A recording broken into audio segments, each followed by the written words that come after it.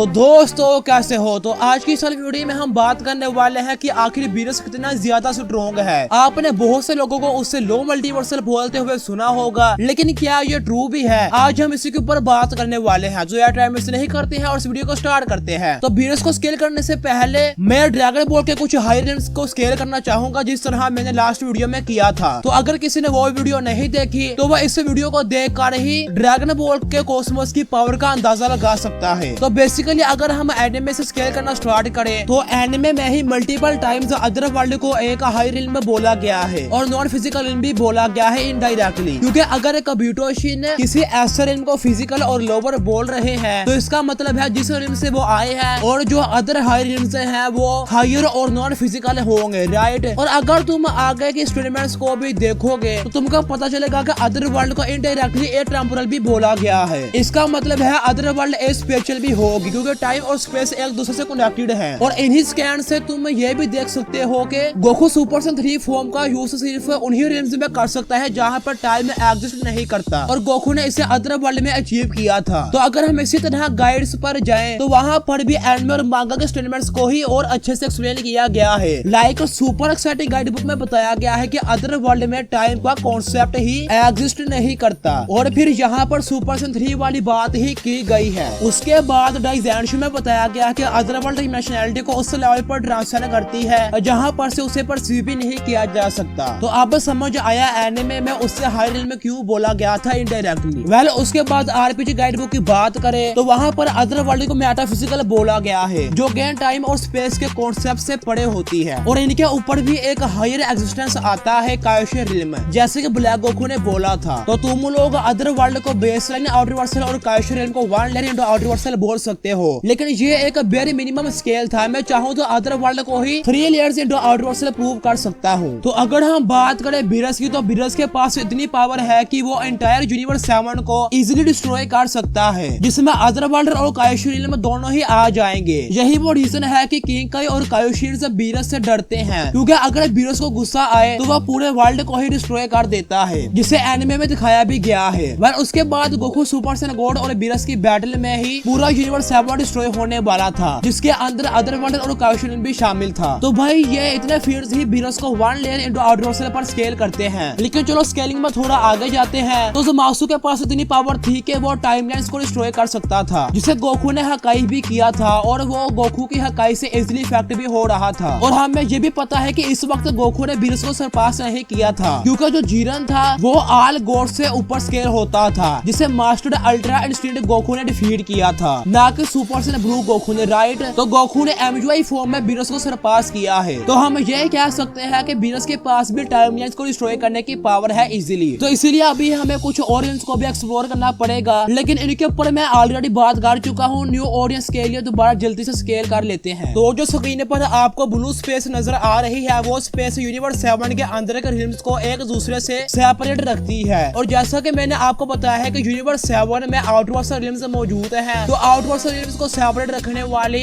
ये blue space को इन रिल्म्स से ऊपर स्केल होना पड़ेगा, इसलिए ये स्पेस 2 लेयर्स इनटू आउटवर्सल पर स्केल होगी। इनके बाद आता है न्यूट्रल जोन, जो ब्लू स्पेस की तरह आउटवर्सल यूनिवर्सेस को एक दूसरे से सेपरेट रखता है। तो ये जोन 3 लेयर्स इनटू आउटवर्सल लेवल पर स्केल होगा। इसके बाद आता है वर्ल्ड ऑफ वॉइड, जिसे टोई एनिमेशन के ऑफिशियल एल्बम में कॉन्सेप्ट स्पेस एंड टाइम को ला करते हुए बताया गया है। इवन एनिमे में भी इसे इनफिनाइट और डायमेंशनलेस बताया गया है। और ये वॉइड 0 डायमेंशनल नहीं होगा, क्योंकि इसने गोकू और जीरन की बैटल को सर्वाइव किया है, जो कि खुद आउटवर्सल बीइंग थे, और जीरन को ऑल गॉड से ज्यादा स्ट्रॉन्ग भी बताया गया है। और 2 गॉड्स ही अपनी फाइट में 2 यूनिवर्सेस के साथ साथ उसके अंदर आने वाले न्यूट्रल जोन को भी डिस्ट्रॉय कर देते हैं। तो वर्ल्ड ऑफ वॉइड इन सबसे ज्यादा ड्यूरेबल है, जो इसे 4 लेयर्स इनटू आउटवर्सल पर स्केल करेगा। और जो टाइमलाइंस होती है वो इन सबको अपने अंदर कंटेन करती है, और एक कंटेनर हमेशा ऊपर स्केल होता है। लाइक अगर एक इनफिनाइट 3D चीज को कंटेन करने के लिए एक 4D चीज रिक्वायर्ड होगी, क्योंकि 3D ऑलरेडी इनफिनाइट है साइज में। इसी तरह इन्फिनिटी के भी अलग अलग लेवल्स होते हैं। तो इन सब चीजों से एक सिंगल टाइमलाइन 5 लेयर्स इनटू आउटवर्सल पर स्केल होगी। तो अगर हम बात करें बीरस की, तो बीरस भी वेरी मिनिमम 5 लेयर्स इनटू आउटवर्सल पर स्केल होगा। और अगर आपको नहीं पता कि ड्रैगन बॉल कॉस्मोस में किस तरह पावर इक्वल स्पीड है और किस तरह 3D बीइंग्स के पास आउटवर्सल पावर्स हो सकती है, तो आप मेरी लेटेस्ट वीडियो भी देख सकते हैं। तो दोस्तों आज की इस वीडियो में इतना ही। मिलता हूँ आपसे नेक्स्ट वीडियो में एक नए टॉपिक के साथ। तो take care and good bye.